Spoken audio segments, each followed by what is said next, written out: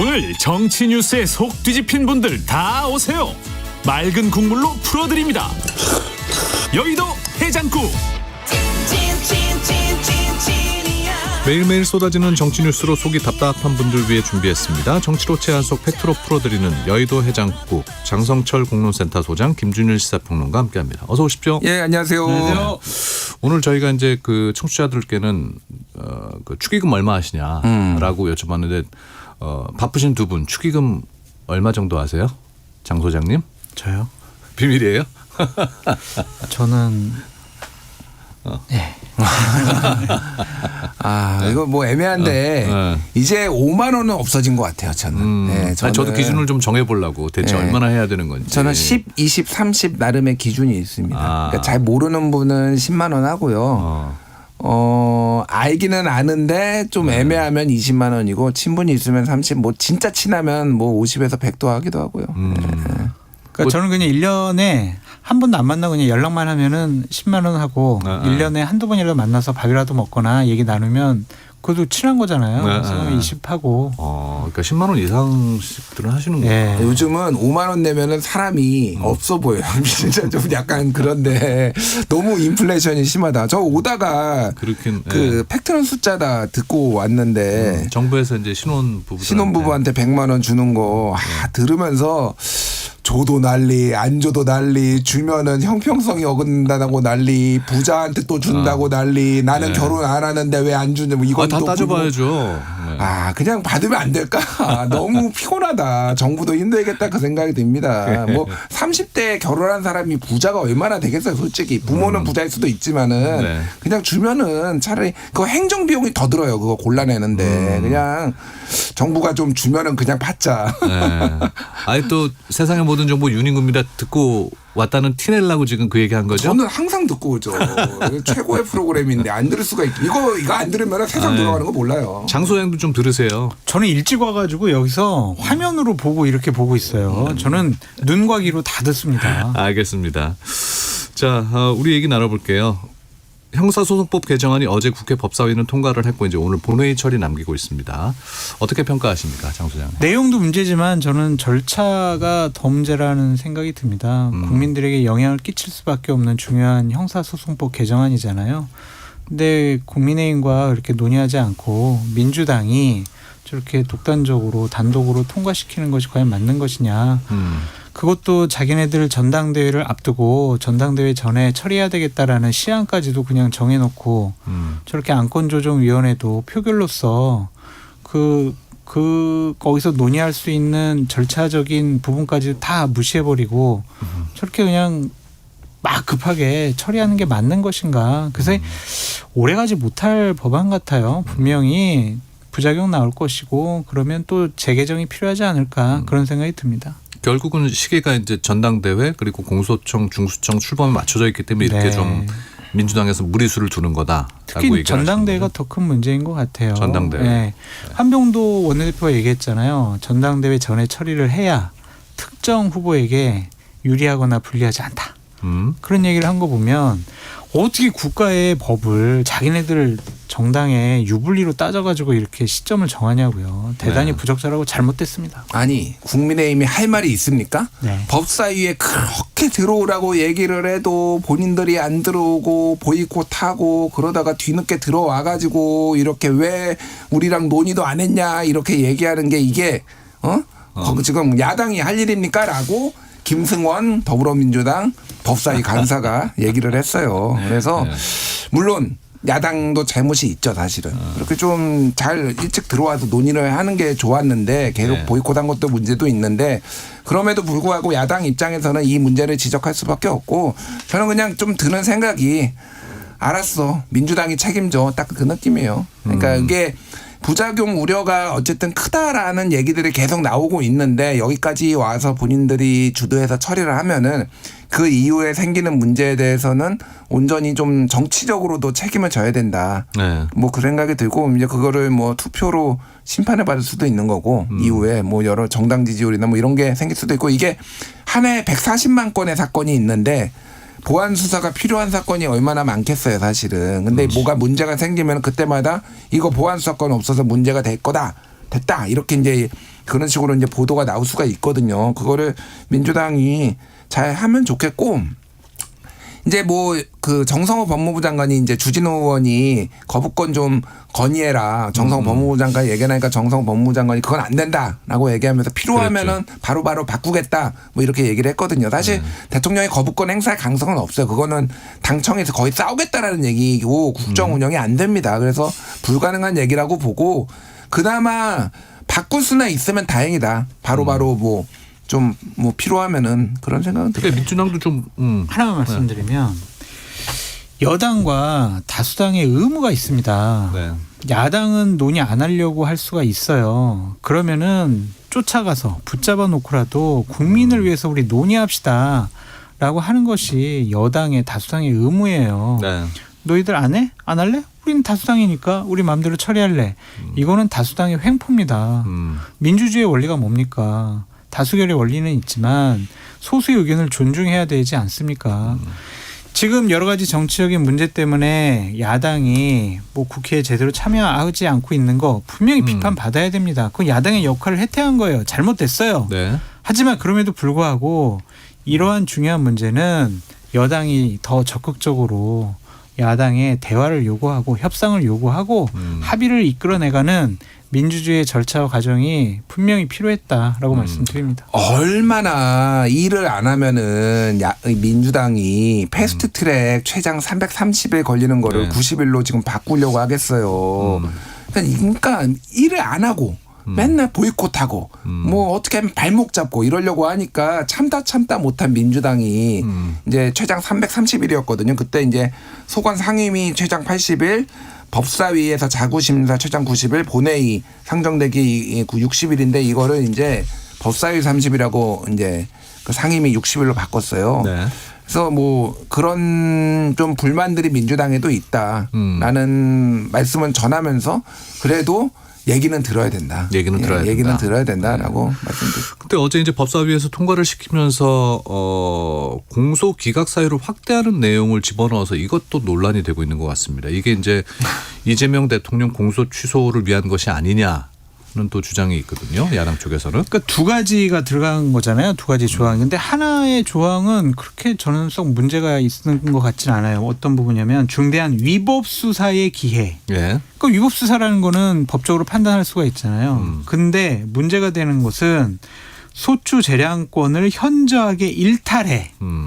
현저하게 일탈한 거를 누가 판단하냐고요. 그러니까요. 그러니까 소추 재량권의 일탈 남용은 뭐냐면요. 자의적인 기소나 표적 수사 혹은 특정인에게 불이익을 줄 목적으로 재량을 오남용한 경우 이게 바로 소추 재량권을 일탈한 거거든요.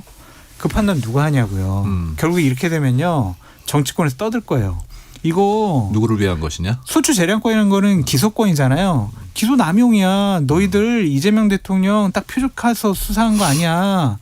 막 이런 식으로 막 몰고 가면 이거는 정치적인 판단이지 이게 법원의 판단을 제대로 이끌어낼 수가 있는 것인가. 네. 이 부분 때문에 정치권에서의 압력과 압박이 더 심해질 것 같다. 그런 생각이 들어서 걱정입니다. 아니 누가 판단하다니요. 누가 판단하는 게 법으로 명시되는데 판사가 판단하는 거지. 이게 정확하게는 공소 취소가 아니라 공소 기각. 네. 그러니까 취소는 검사가 이제 이거는 공소를 잘못했어요라고 취소를 하는 거고 이거는 판사가 봤을 때 이건 문제가 있는데 공소 기각을 하는 거고 기존에 이제 형사소송법에 327조에 이렇게 돼 있어요. 공소 기각은 언제 하느냐? 하나는 피고인에 대한 재판권이 없을 때. 네. 쉽게 얘기하면은 죽었을 때예요. 사망했을 때. 그리고 공소 제기 절차가 법률 규정을 위반해 무효일 때. 이게 두 개가 있었는데 방금 말씀하신 두 개를 더 넣은 거거든요. 그 두 개 넣은 게 중대한 위법 수사에 의해 공소가 제기됐을 때 그리고 소추 재량권의 현저 일탈에 공소가 제기됐을 때. 저는 뭐 넣을 수도 있다고 봐요. 넣을 수도 있고 사실은 이게 사법부 개혁의 방향에 역행한다라고 개인적으로 생각을 합니다. 왜냐하면은 판사들이 너무 많은 재량권 자의적 해석을 해가지고 형량이 들쭉날쭉하는 게 문제가 있다라고 해서 민주당이 그런 것들을 조금 제한하려고 했잖아요. 근데 이거는 이렇게 되면은 판사가 보기에 이거는 과도한 기소인데라고 했으니까 사법개혁에 역행한다고 봐요. 저는 그 부분은 비판할 수 있다라고 보고 제가 보기에 이거 가장 큰 문제는 민주당이 감춘 거예요. 아니 그러니까요. 예. 이거를 국민의힘과 협의를 안 한 은근슬쩍 끼워 넣었다는 말이 맞습니까? 이게 어떻게 됐냐면은 지금 형사소송법에서 제일 문제가 된 게 보안수사권을 보안수사권. 폐지하느냐 마느냐잖아요. 네. 그래서 모든 신경이 다 거기가 있었고 이 법안은 민주당이 만든 거잖아요. 네. 민주당 해가지고 이제 봤는데 국민의힘이 읽어봤어. 이런 것도 있고 이런 거 그래 이거는 문제니까 우리가 반대해야지. 이게 뭐야? 이렇게 된 거예요. 그러니까 처음 본 거예요. 국민의힘이 법사위에서. 네. 이거는 아니죠. 이거는 이렇게 되면은요. 일단은 이 국회라는 데가 기능하는 것을 본인들이 완전히 부정한 거예요. 그러니까 최소한 보안수사권 폐지에 대해서는 찬반 논쟁이라도 있고 그 논쟁을 누가 옳다 그러다 판단할 기회를 줬잖아요. 국민들한테든 뭐 이거를. 근데 이거는 어제 처음 본 거예요. 그러니까 그제. 이거는 말도 안 되는 짓을 했다. 솔직히 얘기하면 민주당이. 이게 제가 지금 돌려가고 있는 거예요. 계속 제가 지금 말하는 게 이거는 진짜 문제예요. 이거는. 이런 식으로 하면 안 된다. 한동훈 무소속 의원도 이런 말을 했죠. 이재명 대북송금 뇌물사건 무죄 가능성이 없고 공소 취소도 여의치 않으니 새로 공소기각법을 만들었다. 그러니까 비판을 했습니다. 정치권에서의 압력과 주장이 더 세질 거라니까요. 계속해서 무슨 뭐 연어 술 파티라니 뭐 이런 걸 가지고 이거는 자의적인 기소다, 위법적인 기소다 이런 식으로 계속 공격을 하잖아요. 그럼 그 판사가 볼 거 아니에요. 어쨌든 이 판단은 법원에서 하는 거니까. 네. 그렇게 권력자를 향한 수사에 대해서 정치권이 특히 다수당이 저런 식의 정치적인 언어를 동원해서 막 파상 공세를 하게 되면 법원과 판사가 영향을 받지 않겠습니까? 자유로울 수 있겠는가? 네, 그런 점이 판사는 문제죠. 독립적으로 자기가 시끄러. 객관적인 증거와 이런 걸 보고 판단을 하지. 왜 판사들이 정치적 영향을 받는다고 그렇게 판사들을 폄훼하십니까? 죄송합니다. 아니 글쎄요. 우리 상식선에서는 그렇게 이해를 하는데 네. 그런 위험 부담이 갈 거라는 얘기를 해주시죠. 그러니까 솔직히 얘기하면은 이거는 지금 빼야 된다고 봐요. 그러니까 보안수사권 폐지는 어쨌든 논쟁도 있고 뭐 이래서 그나마 저는 찬성하지 보안수사권을 남겨놔야 된다라고 생각을 하지만은 그나마 이거에 대해서는 이제 어떤 일이 있었는지를 알잖아요. 근데 네네. 이거는 말도 안 된다. 이렇게 끼워 넣는 거는 이거는 그러니까 당이 바뀌어도 마찬가지예요. 국힘이 다수당이 돼가지고 갑자기 하루 전날에 법안 끼워놓고 갑자기 이거 통과시키겠다고 하면 민주당이 받아들이겠습니까? 아니 근데 국힘에서 근데 오늘 저 본회의 통과시킨다면서요. 그러니까요. 그러니까 통과된 후에는 또 다시 번복하는 게 쉽지 않지 않습니까? 그러니까 안 되죠. 그러니까 제가 말하는 거는 이런 짓은 하면 안 된다라는 거예요. 그러니까 이런 식으로 갑자기 들이밀어 가지고 하루 전날에 다 야당이 알게 하는 거는 안 되고 어쨌든 저는 이 모든 거는 이제 온전히 민주당이 하고 싶은 대로 다 했으니까 민주당이 다 책임져라. 책임을 뭐 물으셔야 한다. 공소 취소도 하고 싶으면 하고 뭐 연임도 하고 싶으면 하고 네. 공소 기각도 하고 싶으면 하고 다 해. 민주당 하고 싶은 대로. 네. 장 소장님 국힘 필리버스터 한다면서요. 네. 근데 뭐 필리버스터가 뭐 다 알다시피 하루 지나면은 뭐 효력은 상실되는 거 아닙니까? 24시간이죠. 네. 뭐 소용이 있겠습니까? 하루 그냥 더 시간 끌기에 불과한 거죠. 예. 그래서 뭐 이게 별로 소용이 없을 것 같고 여기서 뭐 반대 논리를 얘기한다고 하더라도 이미 충분히 뭐 김준일 평론가님 같은 분들이 잘 정리를 해주셨기 때문에 더 새로운 내용은 없을 거는 같은데 일단은 반대한다라는 근거를 좀 남겨놓기 위한 그러한 정치적인 행위라고 보여지고 근데 어쨌든 재밌는 부분이 있잖아요. 한동훈 의원 오늘 뭐 필리버스터 참여하겠다고 신청은 했다는데 했는데 안 껴줄 것 같아요. 안 껴줄 것 같아요. 네. 1시간이라도 안 될까? 안 될 것 같아요. 자기 오래 안 한다고까지 얘기했거든요. 조금만 할게 막 네. 이런데 지금 이거는 국민들이 상당히 좀 반대를 많이 하고 있잖아요. 그런 거에 한동훈에게 판을 깔아주지는 국민의힘이 안 할 것 같아요. 그리고 최근에 필리버스터가요. 거의 뭐 12시간 뭐 24시간 하는 게 유행이 돼버렸어요. 그러니까 이거를 많이 해봤자 한 3-4분? 뭐 주호영, 나경원 이런 분들도 다 신청했다고 하더라고요. 네.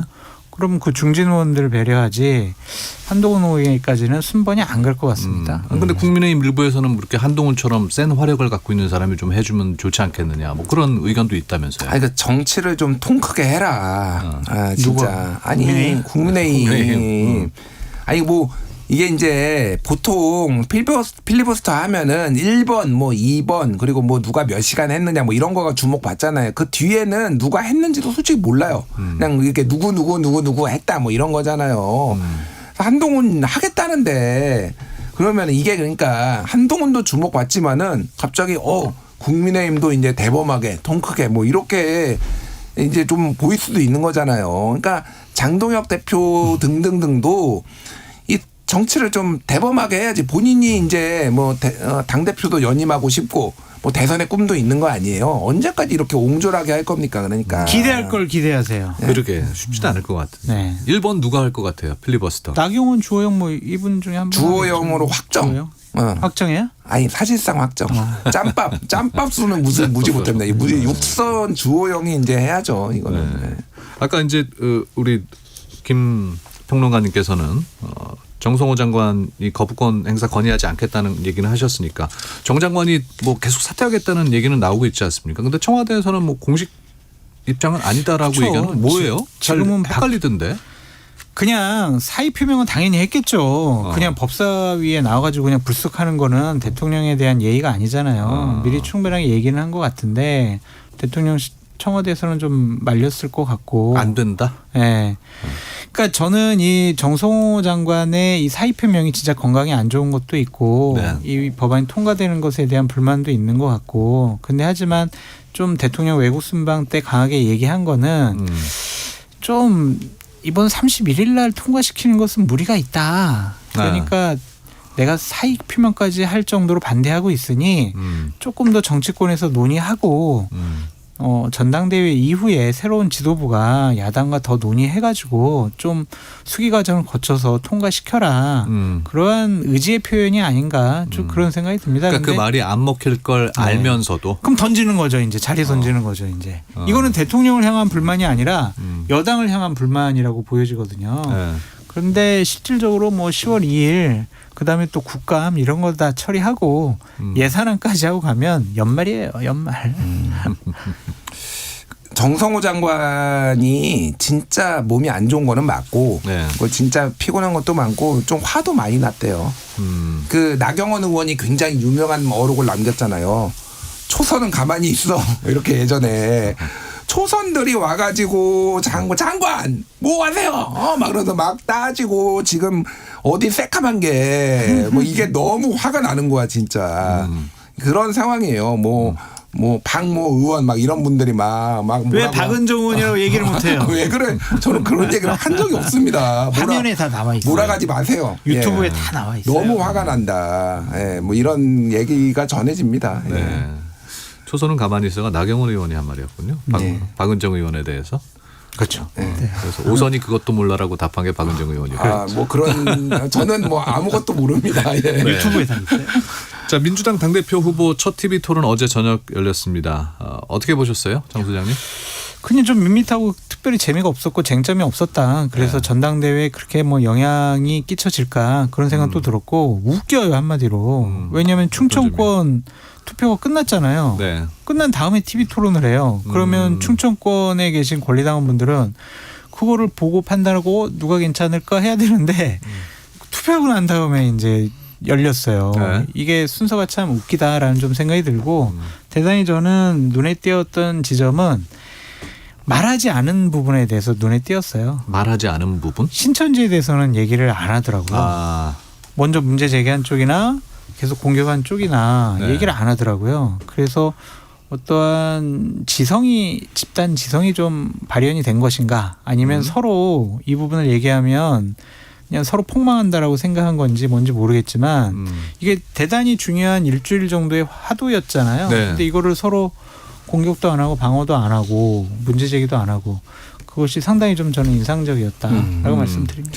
저도 그 부분이 이제 눈에 띄었는데 제가 보기에는 집단지성은 당대표 후보까지만 최고위원 후보들은 제가 보기엔 8월 3일인가 OBS에서 8월 3일인가 해요. 네. 난타전 나올 것 같은데 내가 보기에는. 그러겠죠. 예, 거기에서 더 뭐 신천지 문제까지 포함해서 거칠게 얘기가 좀 나올 것 같고 딱히 그러니까 누가 유리하고 불리하고 잘했다 못했다 평가하기가 좀 애매했어요. 그러니까 이게 보니까 요즘은 톤앤 매너를 좀 많이 신경 써요. 그러니까 실질적으로 사람들이 내용도 내용이지만은 너무 세게 얘기하거나 막 인상 쓰거나 거칠게 몰아붙이거나 이런 게 마이너스가 좀 될 수가 있다. 그게 대선 TV 토론도 그렇고 말 실수를 또 할 수가 있거든요. 좀 흥분하면은 네. 뭐 이준석 그 대선 후보의 젓가락 발언 뭐 이런 게 치명타를 입혔거든요. 사실은 좀 이렇게 상승세였다가 그래서 오히려 공격은 하되 좀 약간씩 그 톤 수위 조절을 하는 이런 느낌이었고 제가 다른 방송에서 얘기했는데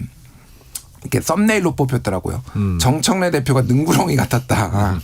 그러니까 모든 공격을 다 예봉을 싹 피해 나간 정면으로 대응하는 게 아니라 예를 들면은 선거 이번 지방선거 패배했잖아요. 그래서 더 선거 지휘 잘하겠습니까? 뭐 그러니까 우리 김민석 후보가 당대표를 안 해보셔가지고 잘 모르는데 그러니까 다른 얘기를 이렇게 돌려서 하면서 그렇게 잘 피해 나가더라고요. 근데 그게 직전에 당대표를 했기 때문에 그런 여유가. 근데 뭐 사실 김민석 총리도 직전 국무총리였었고 뭐 송영길 후보도 당대표를 했었고 뭐 그런 능구렁이 같은 면들이야 세 분 다 있는 거 아니에요? 근데 이게 공세가 집중되잖아요. 그러면 이제 어쨌든 기본 스탠스는 정청래 후보가 더 방어적이잖아요. 근데 네. 방어적으로만 보이면 안 돼요. 그러니까 방어를 하면서도 공격을 해야 되는 거예요. 그러니까 그거를 해명을 하기보다는 그러니까 계속 이제 그런 거를 준비를 해온 거죠. 그러니까 아이고 당대표도 안 해보신 분이 뭐 안 보신 분이 이런 식으로 이제 다 준비를 해온 게 인상적이더라고요. 네. 18년 동안 당 밖에 계셔서 이렇게 얘기하면서 아픈 부분을 쿡 찌르잖아요. 네. 그러니까 정청래 후보가 좀 여유롭게 또 잘한 것 같다 좀 그런 생각이 좀 들었습니다. 아니 중요한 거는 이제 그럼 과연 그 세 후보 중에서 누가 뭐 앞서고 있느냐, 판세는 어떠냐. 아니겠어요? 여론조사들을 다 보면 네. 권리당원에서도 정청래 후보가 밀리지 않는다. 그래서 많은 분들이 전망하기에는 1순위 투표만 가지고 네.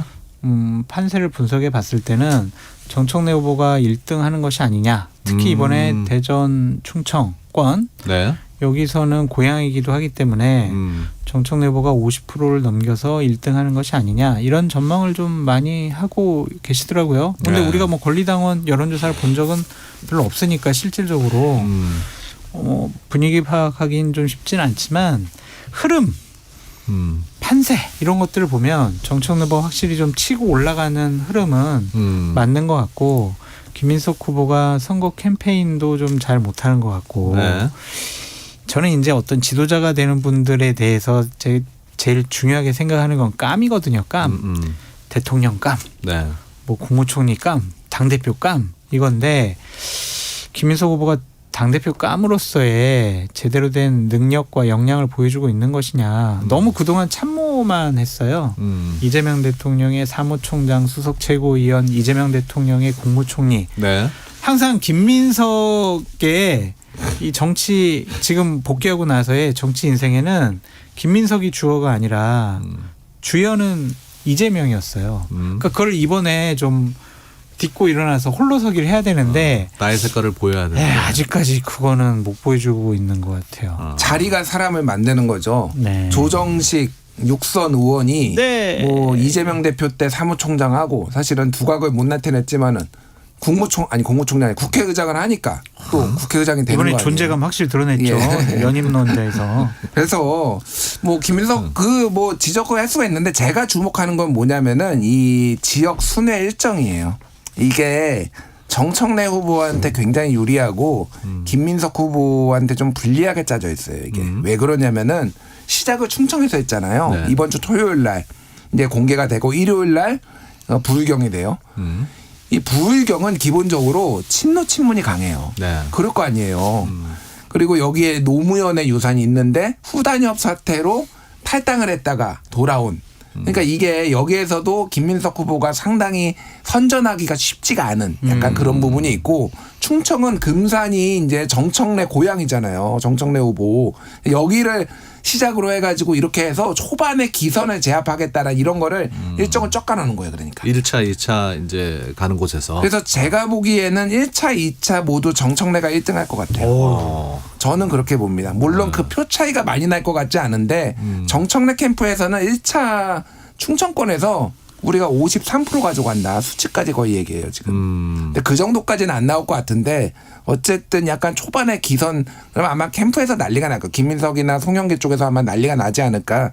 근데 어쨌든 전체적으로 흐름은 이렇게 최근에 상승세와 그리고 일정에서의 어떤 이득 뭐 이런 것 때문에 좀 주도권은 처음에 정청래 후보가 가져갈 것 같다. 네. 사실 우리 몇 달 전에 장 소장님이 친명 친청 유혈 사태 날 거다 우리 얘기 나누면서 그렇죠. 말씀하셨잖아요. 사생결단의 유혈 사태. 근데 정말 약간 새를 잡아서 정청래 후보가 대표가 된다면은 상상을 하기 어려운 일이 벌어지는데 저는 그래서 지금 김민석 후보가 주춤하고 정청래 후보가 막 조금 따라가고 이런 상황이잖아요. 네. 이것이 만약 김준일 평론가님 말씀하신 것처럼 두 지역에서 정청래 후보가 이겼다라고 한다면 초반 판세, 기세 정청래 후보에게 기울어지는 거잖아요. 네. 그럼 이거를 막고 역전시키고 분위기를 반전시킬 수 있는 사람이 결국엔 누구겠어요. 저는 이재명 대통령이 등장할 것 같아요. 어떠한 메시지를 낼 것 같습니다. 그러니까 직접적으로만 내는 것이 아니라 그렇게 김민석 후보를 찍어줬으면 좋겠다라는 우리가 해석을 할 수 있을 정도의 메시지나 아니면 정청래 후보는 대단히 좀 불편해. 당대표 하면은 내 운영하기 힘들겠어. 이렇게 해석될 만한 얘기들을 좀 하시지 않을까. 그래서 좀 판세를 김민석 후보에게 되돌리고 싶어 하지 않을까. 그러니까 집권 2년 차에 레임덕을 맞진 않겠다. 네. 그러니까 그게 이제 한 보름 정도 비판받고 뭐 이렇게 당무 개입하는 거예요. 전당대 개입하는 거예요. 손가락질 한 2주 받고 네. 나머지 2년을 편하게 지낼 거냐. 아니면 2주 동안 당무 개입 안 하고 아유 그래 뭐 대통령 가만히 계셨네라고 했다가 자칫 잘못해서 정청래 후보 되면 2년 동안 엄청 괴로울 거거든요. 동의하십니까? 아니 이재명 대통령은 당무 개입을 할 생각이 없는데 또 이렇게 당무 개입을 유도해가지고 보수에서 또 물고 헐뜯고 하려고 이렇게 또 이렇게 판을 깔아주시네요. 장성철 부장님 진짜 나빠요 진짜. 대통령은 그런 생각을 하시는 분이 아니에요. 당무 개입을. 그러면은 하시면은 제 말 듣고 하시는 걸로. 그럼 장성철 때문에 한 거야 이거는. 제 탓입니다. 예. 죄송합니다. 우리 처음 문자 주신 우리 새싹 문자 주신 9902님께서 얼천 김준일 중년 큐티 장성철 콤비 너무 좋다고 하트까지 뒤에 딱 붙여가지고. 아유, 감사합니다. 분에게 커피 쿠폰 10장 쏘세요. 네? 커피 쿠폰 10장이 없어요. 없어요? 자, 그리고 또 하나 이제 조정식 국회의장이 대통령 연임 개헌과 관련해서 국민의 선택 문제다라고 언급하면서 논란이 커졌습니다. 그런 분위기가 있었던 것 같아요. 그러니까 대통령을 좋아하고 대통령이 신뢰할 만한 분들 사이에서는 사석에서 뭐 그냥 좀 가볍게 대통령 잘하시는데 연임해야 되는 거 아니야? 뭐 이런 얘기도 했다라는 얘기가 있더라고요. 그러니까 누구보다 헌법상에 안 되는 걸 잘 아시는 안 되잖아요. 근데 본인이 현재 지지부진하니까 좀 물꼬를 터야 되겠다라는 생각을 한 거지 이거는 실수라기 보긴 어렵고 또 원칙론적인 언급이라고 보긴 좀 어려울 것 같고요. 준비된 발언 같습니다. 네. 그거는 뭐 원고를 보고 얘기하신 부분도 있고 그것이 이제 기자회견 12시쯤에 끝났는데 공식적인 해명은 오후 5시에 나왔단 말이에요. 네. 그럼 대략 6시간 동안 뭘 했냐 이런 거는 실수했다고 생각하면은요 바로 공보수석이나 대변인이 이거 그런 뜻이 아니었다고 그 자리에서 바로 수습해야 돼요. 그럼 일파만파 안 번져요. 네. 근데 6시간 동안 시사평론계에서는 엄청나게 이거 비판하고 나서 5시에 나왔거든요. 그럼 이건 뭐겠어요?